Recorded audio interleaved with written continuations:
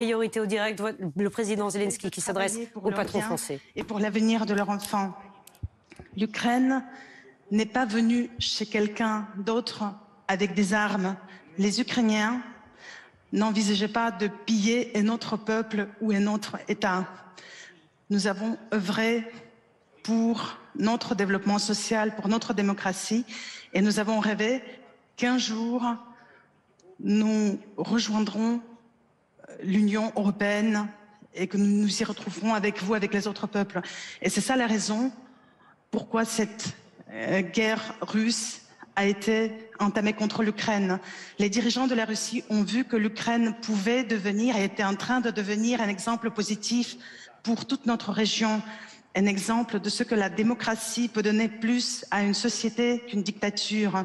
Cela semble une idée évidente mais pour l'Europe occidentale, mais à l'est de notre continent et surtout sur le territoire de l'ancienne URSS, ce n'est pas un fait évident. Il faut le prouver. Et l'Ukraine a tout fait pour le prouver. Notre État montrait l'exemple de comment prendre soin d'une société sans recevoir des dollars grâce à la pétrole ou des euros grâce au gaz. Comment créer des possibilités pour le développement social, comment renforcer les régions et ne pas leur prendre tout, ne prendre tout leur budget, comment construire une infrastructure moderne, comment, grâce à l'ouverture de la société et la modernité des institutions publiques, comment on peut créer des possibilités pour les citoyens que les autres n'ont pas dans notre région. Notamment, nous avons commencé et nous continuons la digitalisation des services publics. Et notre objectif est de faire en sorte que les rapports entre les citoyens et l'État, entre une entreprise et l'État, se passent sans intervention d'un agent public ou d'un fonctionnaire. Et c'est une condition sine qua non pour remporter la corruption et pour assurer la vraie liberté pour les personnes et les business. Et ce que chaque Ukrainien a dans son smartphone, le service public dit qui donne la possibilité, des dizaines de possibilités à ces personnes, des documents numériques et certificats de vaccination, à la possibilité d'enregistrer son entreprise ou de payer des amendes. Nous créons des connexions entre notre économie et notre secteur énergétique avec le marché européen et les autres marchés mondiaux. Nous avons des gisements, des ressources naturelles qui sont critiques pour l'économie mondiale, notamment le lithium, le titane, l'uranium et autres. L'Ukraine est déjà devenue garante de la sécurité alimentaire mondiale et la signification de notre secteur agraire s'est manifestée à 100% quand la Russie a bloqué les ports ukrainiens. Et quand la crise alimentaire mondiale s'est aggravée, la guerre de la Russie contre l'Ukraine, ce n'est pas seulement une guerre coloniale dans le pire des sens de ces mots, ce n'est pas seulement une tentative de s'emparer de notre terre, de nos ressources, du potentiel. La Russie essaie, à travers, en détruisant l'Ukraine, de détruire l'espoir de tous les peuples qui se trouvent à ses frontières et de tous les peuples qui se trouvent sur le territoire de la Russie même, l'espoir que la liberté fonctionne, l'espoir que la démocratie peut donner plus qu'une faveur d'un dictateur. Voilà pourquoi la guerre russe contre notre État est si cruelle. C'est pourquoi elle est devenue totale dès les premières minutes de l'invasion du 24 février. C'est pourquoi les missiles russes et les bombes russes détruisent absolument tout ce qui a été créé, a été construit par des générations des Ukrainiens, des écoles, des hôpitaux, des universités, des gares, des aéroports, des immeubles résidentiels, des garages, des centres commerciaux, des usines de construction mécanique, des centrales électriques. Tout. Jeter une bombe sur une maternité, sur un théâtre ou un entrepôt d'aliments, pour les occupants russes, c'est la même chose. Ils ne font pas de la différence. Voilà, ce sont des cibles. Brûler des villes, rendre des millions de personnes un exil, forcer des millions de personnes à l'exil, vouer des milliers de personnes à l'exil. Pour eux, ce sont des outils, parce que l'objectif de la Russie, c'est de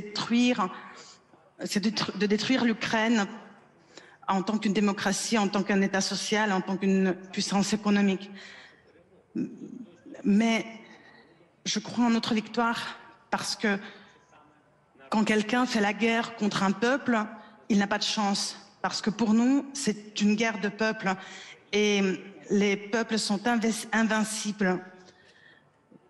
Et je remercie très sincèrement vous, le peuple de la France et personnellement le président Emmanuel Macron pour le soutien dans notre lutte pour la liberté. J'ai vu comment Emmanuel cherchait une voie diplomatique pendant des années, tout ce qu'il a entrepris pour arrêter la guerre. Moi-même, j'ai mis quelques années de ma présidence pour trouver une solution pacifique, une solution diplomatique pour trouver un modèle de coexistence. Mais la Russie ne veut pas vivre sans guerre.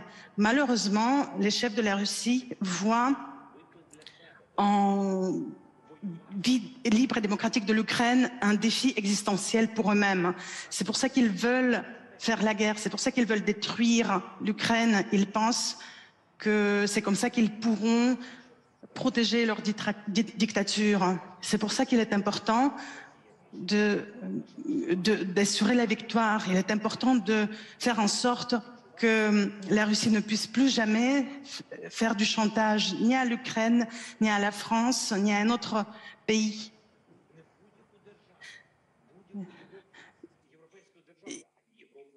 Et il s'agit du chantage qui est fait à l'Europe entière et les menaces qu'elle ne puisse plus menacer ni par la guerre, ni par la crise énergétique, ni par la crise alimentaire.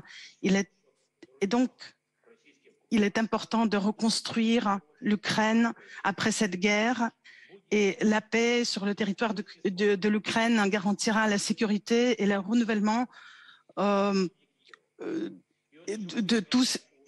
La liberté peut surmonter la terreur.